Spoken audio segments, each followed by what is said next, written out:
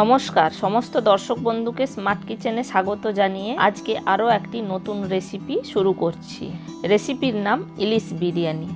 আপনারা তো অনেক ধরনের বিরিয়ানি খেয়েছেন, ইলিশ বিরিয়ানিও খেয়েছেন, তার মধ্যে দেখবেন এটি একটু স্বাদে অন্য বা নতুনত্ব আছে। তাই আর দেরি না করে এবারের পুজোয় বানিয়ে ফেলুন চটজলদি এই ইলিশ বিরিয়ানির রেসিপি। চলুন রেসিপিটি দেখে নেওয়া যাক। প্রথমে আমি এখানে নিয়েছি 6 পিস ইলিশ মাছ। এটা ভালোভাবে কেটে ধুয়ে অল্প লবণ মাখিয়ে রেখেছি। এবার একটি মিক্সিং বলে আমি নিয়েছি সর্ষে বাটা 4 চামচ। আমি এখানে হলুদ সর্ষে 2 চামচ আর কালো সর্ষে 1.5 চামচ, একটি কাঁচা লঙ্কা, অল্প পরিমাণ জল এবং 1 চিমটে লবণ দিয়ে মিক্সিতে ভালোভাবে পেস্ট করে নিয়েছি। এবার এই সর্ষে বাটার সাথে টক দই দিয়ে দিচ্ছি 3 চামচ। এবার তার সাথে দিচ্ছি পরিমাণ মতো লবণ, চিলি পাউডার পরিমাণ মতো আর দিচ্ছি হলুদ গুঁড়ো পরিমাণ মতো। এবার এগুলোকে চামচের সাহায্যে খুব ভালোভাবে মিক্স করে নেব। খুব ভালোভাবে মিক্সড হয়ে যাওয়ার পর এবার দিচ্ছি 3 চামচ পরিমাণ সর্ষের তেল। আপনারা আপনাদের পছন্দের তেলও দিতে পারেন, আমি এখানে সর্ষের তেল ব্যবহার করছি। এবার সর্ষের তেল দেওয়ার পর আবারও ভালোভাবে এটাকে মিক্সড করে নিচ্ছি। ভালোভাবে মিক্সড করে নেওয়ার পর এবার দিয়ে দিচ্ছি আগে থেকে নুন মাখানো ইলিশ মাছ। এবার মাছ দেওয়ার পর মাছটা এই পেস্টের সাথে খুব ভালোভাবে ম্যারিনেট করে নেব। আমি এখানে চামচের সাহায্যে এটাকে ম্যারিনেট করে নিচ্ছি, আপনারা চাইলে হাতের সাহায্যেও করে নিতে পারেন। খুব ভালোভাবে পেস্ট মাছের সাথে মাখানোর পর এটাকে একটা কভার ঢাকা দিয়ে রেখে দেব 15 মিনিটের জন্য। যতক্ষণ এটা রেস্টে থাকবে ততক্ষণ আমরা চলে যাব নেক্সট প্রসেসে। এবার গ্যাসে একটি বড় ধরনের পাত্র বসিয়ে পরিমাণ মতো জল দিয়ে জলটা ভালোভাবে ফুটতে দেব। এবার সেই জলে দিয়ে দেব পরিমাণ মতো লবণ। আমরা এই সময় রাইসটা যেহেতু প্রিপেয়ার করে নেব, তাই রাইসের পরিমাপে পরিমাণ মতো লবণ দিয়ে দেব। তারপর সেই জলে দিচ্ছি 2টো এলাচ, একটা তেজপাতা, কয়েকটা লবঙ্গ এবং 2 টুকরো দারুচিনি। এবার ওটা যতক্ষণ ফুটতে থাকবে আমি আপনাদের দেখিয়ে দিচ্ছি। আমি এখানে নিয়েছি 2.5 কাপ পরিমাণ বাসমতি চাল। এটাকে আমি আধ ঘন্টা আগে ভালোভাবে জল দিয়ে ধুয়ে পরিষ্কার করে জলে ভিজিয়ে রেখেছিলাম। দেখুন চালটা ভিজে গেছে, আপনাদের দেখাচ্ছি। চাল যত ফ্রেশ হয়ে ধোয়া হবে বিরিয়ানির রাইসটা তত সুন্দর সাদা ধপধপে হয়, তাই চালটা খুব ভালোভাবে ধুয়ে নেবেন। এবার জলটা ফুটে গেছে, আমি এখানে দিয়ে দিচ্ছি ধুয়ে রাখা রাইস। এবার একটা স্প্যাচুলার সাহায্যে একটু এটাকে নাড়িয়ে নেব। দেখুন খুব সুন্দরভাবে রাইসটা ফুটছে। এই সময় একবার স্প্যাচুলা দিয়ে নাড়িয়ে নেবেন, বেশি নাড়াবেন না, তাহলে চালগুলো ভেঙে যাবে। আমি এখানে চালটা 60% সেদ্ধ করে রেখেছি। আমি আপনাদের দেখাচ্ছি একটা স্প্যাচুলার সাহায্যে রাইসটা কেমন হয়েছে।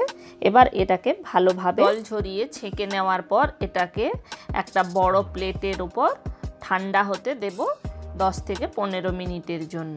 এবার চলে যাচ্ছি নেক্সট স্টেপে।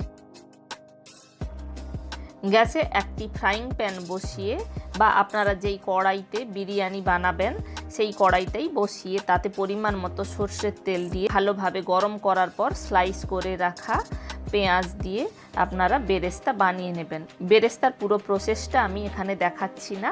আমি এখানে একটা বড় সাইজের পেঁয়াজ নিয়ে স্লাইস করে রেখেছিলাম, সেই পেঁয়াজটারই বেরেস্তা বানিয়ে নিলাম। বেরেস্তা ভাজা হয়ে গেছে, এবার আমি একটা প্লেটে এটাকে উঠিয়ে রাখলাম।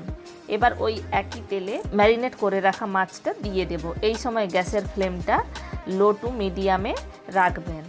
এবার সমস্ত গ্রেভিটা এর ওপর দিয়ে এটাকে 30 সেকেন্ডের জন্য এক পিঠ কুক হতে দেব। এক পিঠ কুক হওয়ার পর একটা স্প্যাচুলার সাহায্যে মাছটা উল্টে নিলাম। এবার একটি কভার ঢাকা দিয়ে 1 মিনিটের জন্য এটাকে স্টিম হতে দেব। এবার আমি কভারটা খুলে নিয়ে আরও একবার নাড়িয়ে নিলাম। এই বিরিয়ানির সময় আপনারা মাছটাকে বেশিক্ষণ ভাজবেন না, তাহলে মাছ থেকে সমস্ত তেল বেরিয়ে এই গ্রেভির সাথে মিশে যাবে। এই সময় দিচ্ছি কয়েকটা চেরা কাঁচা লঙ্কা, এটা ফ্লেভারের জন্য। কাঁচা লঙ্কা দেওয়ার পর ঢাকনা ঢাকা দিয়ে 1 মিনিটের জন্য কুক হতে দেব। 1 মিনিট পর কভারটা খুলে নিলাম। খুলে নেওয়ার পর মাছটা আরও একবার উল্টে দিচ্ছি। সমস্ত মাছগুলো উল্টে নিলাম। এবার কভারটা খুলে প্রায় 30 সেকেন্ডের জন্য রেখে দেব। তারপর এক একটা মাছ প্লেটে তুলে নেব। এবার ওই কড়াইতেই গ্যাস বন্ধ করে আমি লেয়ারিংয়ের কাজটা করে নেব। এবার প্রথমে আমি আগের থেকে সেদ্ধ করে রাখা রাইসের অর্ধেকটা ফার্স্ট লেয়ারে দিলাম। অর্ধেক রাইস দেওয়ার পর দিয়ে দিচ্ছি বেরেস্তা। আমি এখানে অর্ধেক পরিমাণ বেরেস্তা দিলাম। তারপর দিচ্ছি 1 চামচ পরিমাণ বিরিয়ানি মশলা। বিরিয়ানি মশলা দেওয়ার পর মাছের পিসগুলো দিয়ে দেব। এবার আমি যেই গ্রেভিটা ছিল সেটাও মাছের ওপর দিয়ে দিচ্ছি। এবার সেকেন্ড লেয়ারে সমস্ত রাইসগুলো ওপর থেকে দিয়ে দিচ্ছি। রাইসগুলো সমস্ত দেওয়ার পর বাকি বেরেস্তাগুলো দিয়ে দিলাম। বেরেস্তা দেওয়ার পর মাছের গ্রেভির বাকি জুসটা দিয়ে দিচ্ছি। দেওয়ার পর আমি এখানে আগের থেকে একটা বাটিতে গরম দুধে অল্প একটু কেশরি রং ভিজিয়ে রেখেছিলাম। আপনারা চাইলে জাফরানও ব্যবহার করতে পারেন। সেটা এবার চামচের সাহায্যে এইভাবে দিয়ে দিচ্ছি। এবার এই সময় দিচ্ছি কয়েক ফোঁটা মিঠে আতর। আপনারা চাইলে এটা স্কিপও করতে পারেন, আর প্রয়োজন বুঝে মিঠে আতরটা দেবেন। আমি 3 ফোঁটা মিঠে আতর ব্যবহার করছি। এবার দিচ্ছি 1/2 চামচ পরিমাণ বিরিয়ানি মশলা। তার সাথে দিয়ে দিচ্ছি কুচিয়ে রাখা ধনেপাতা। আপনারা চাইলে কিছু পুদিনা পাতাও অ্যাড করতে পারেন। এবার আগের থেকে মেখে রাখা একটা আটার ডো দিয়ে কড়াইটা ভালোভাবে সিল করে দেব। এখানে আপনারা অ্যালুমিনিয়াম ফয়েল পেপারও ব্যবহার করতে পারেন। এবার এটাতে কভার দিয়ে দেব। কভারের ওপরে যদি ছিদ্র থাকে সেটাও একটা ছোট্ট আটার ডো দিয়ে বন্ধ করে দেবেন।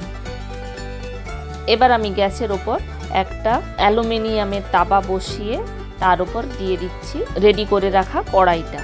কড়াই দেওয়ার পর আমি এই সময় এবার গ্যাসটা জ্বালিয়ে নেব। গ্যাস জ্বালিয়ে নেওয়ার পর প্রথমে হাই হিটে 2 মিনিট এটা কুক হতে দেব।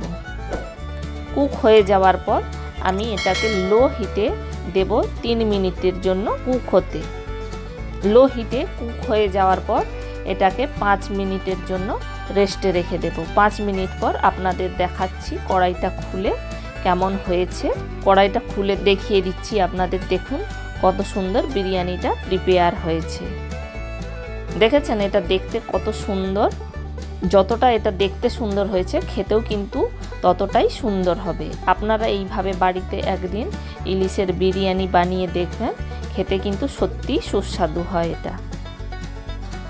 এবার আমি চামচের সাহায্যে আপনাদের তুলে দেখাচ্ছি। দেখুন চালটা কত ঝরঝরে হয়েছে। দেখুন প্রত্যেকটা চাল কিন্তু সেপারেট হয়ে আছে, একটা চালও কিন্তু ভেঙে নেই।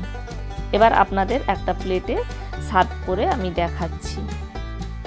কেমন লাগলো আপনাদের এই ইলিশের বিরিয়ানি আমাকে কিন্তু কমেন্ট করে অবশ্যই আপনারা জানাবেন। সম্পূর্ণ ভিডিওটি দেখবার জন্য ধন্যবাদ। ভালো থাকবেন, সুস্থ থাকবেন।